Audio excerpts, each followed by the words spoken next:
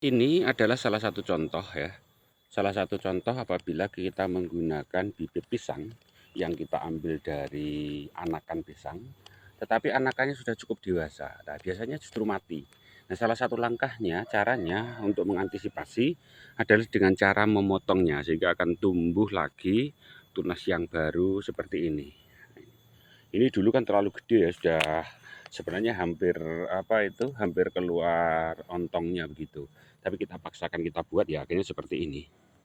Kemudian ada lagi juga ya, kalau kita menggunakan anakan pisang sebagai bibit, tetapi bibitnya terlalu tua ya, ini maka akan mati ya, akan mati kemudian muncul tunas baru. Nah, ini sebenarnya dulu bukan ini ya bibitnya.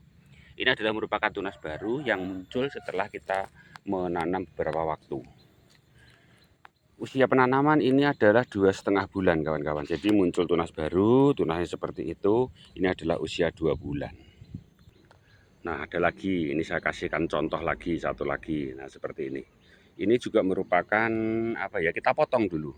Kalau nggak kita potong, maka kadang-kadang justru mati begitu. Mau lagi saya ambilkan contoh. Nah, seperti ini teman-teman.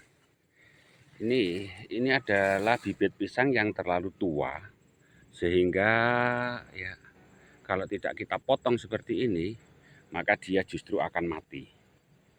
Untuk pemotongan ini cukup tinggi ya, ini sekitar 1 meter. Lah ini potongannya.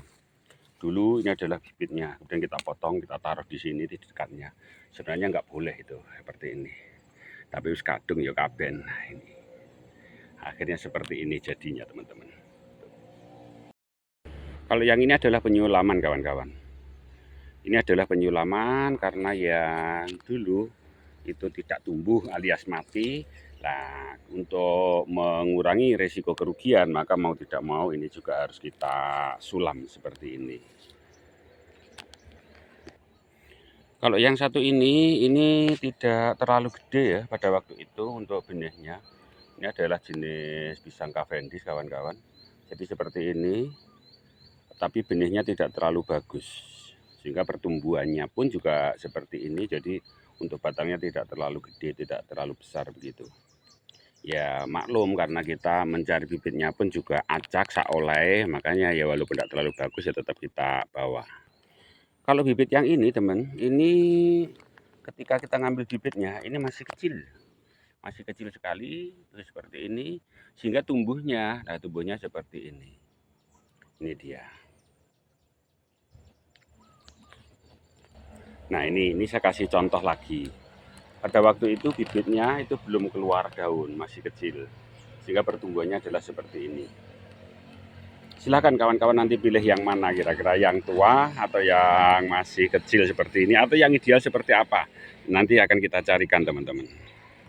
Kalau yang ini menurut saya adalah bibit yang cukup ideal kawan-kawan.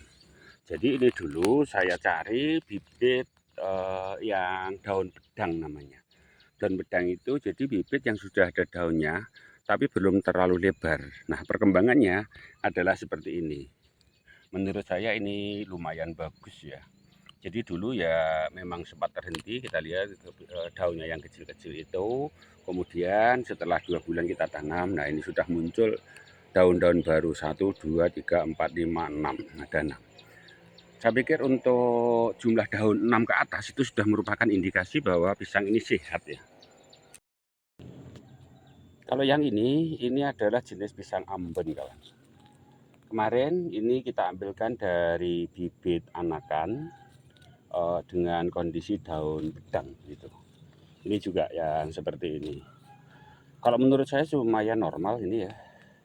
Ini adalah dari daun bedang kemarin. Ini usia sekitar 2 sampai 2,5 bulan.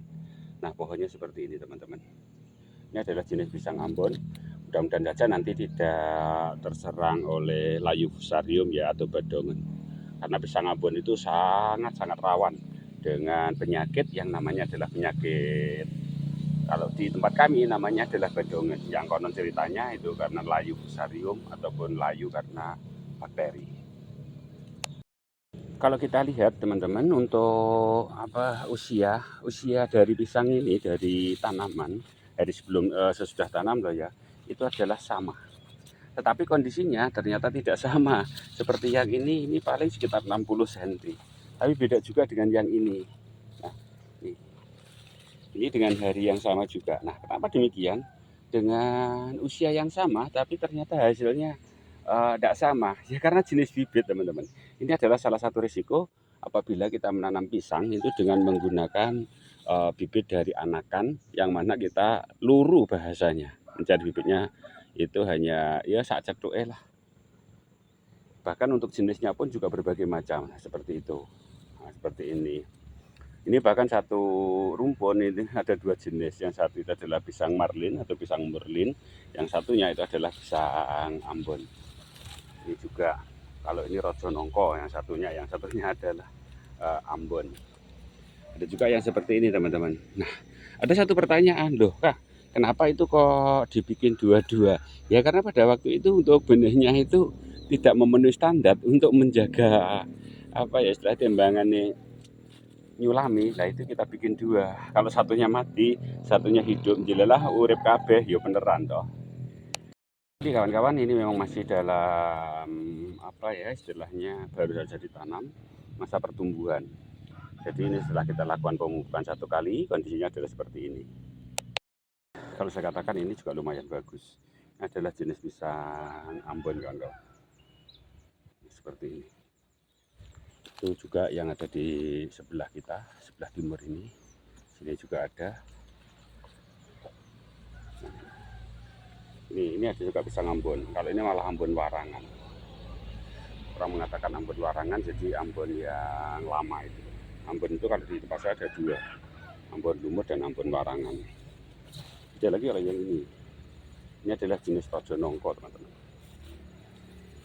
Lumayan subur. Ini adalah rojo nongko. Coba kita shoot yang lainnya juga. Ini dia, ini rojo nongko juga. Nah seperti itu.